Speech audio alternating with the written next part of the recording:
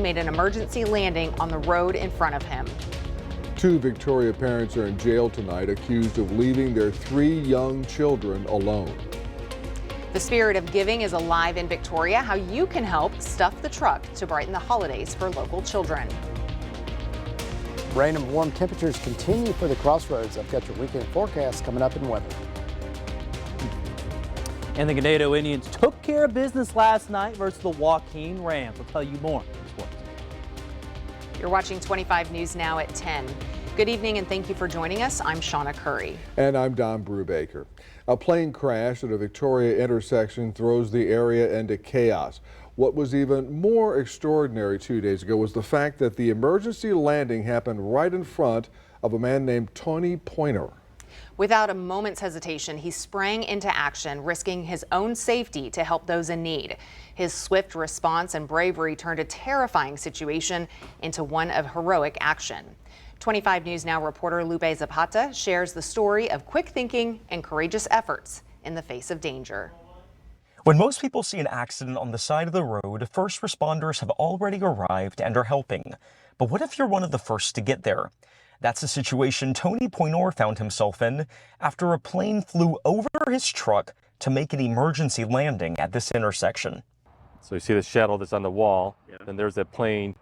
As I heard it first in my car. It's illegal. No motive has been revealed. No espionage charges. Whoa! It was that unknown. I'm just running and then trying to survey as I'm going along, and that's why I gravitated towards the pilot first, because he was the first one in front of me. Tony is the kind of guy who sees trouble and runs that direction to help, literally. Moments after he saw the small twin-engine plane crash at the intersection near Victoria's East High School, he ran to the wreckage, witnessing what looked like a scene from a disaster movie. When you are a first on the scene, you just throw caution to the wind and pray that God protects you and you survive out of that. As a member of the U.S. Department of Homeland Security CERT, this isn't the first emergency Tony has helped in. CERT stands for Community Emergency Response Team. It's a FEMA program that's been going on probably since 2001. It started in California with earthquakes and everything else, and it's now nationwide. And it's really big down here because we have a lot of hurricanes. Tony tells me he's seen a lot of accidents, but never did he imagine he'd get to help calm the frenzy that comes after a plane crash. I went immediately over here to the intersection, the underpass, and started directing traffic through because there was a big fire truck trying to come by, and it was all basically, gridlock at this point. So we're trying to get people through this intersection so he can come up there. And that lasted about 5 minutes, 10 minutes before the sheriffs took over that part of the traffic control. With a plane that could have resulted in a fire or explosion at any moment, I asked Tony if he worried for his safety.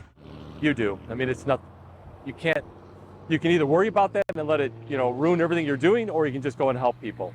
But again, I did try to make sure I felt safe enough around there, even though I did see gasoline on the ground. I didn't smell any smoke. I didn't see any fire, so I felt that I was okay. Tony's advice to anyone who sees an emergency situation is for you to be the first responder and to help if you're able. I do believe in God, and I feel He protects me, and if He wants to take me home, He takes me home. Reporting in Victoria, I'm Lupe Zapata, KAVU TV, 25 News Now. Espionage charges.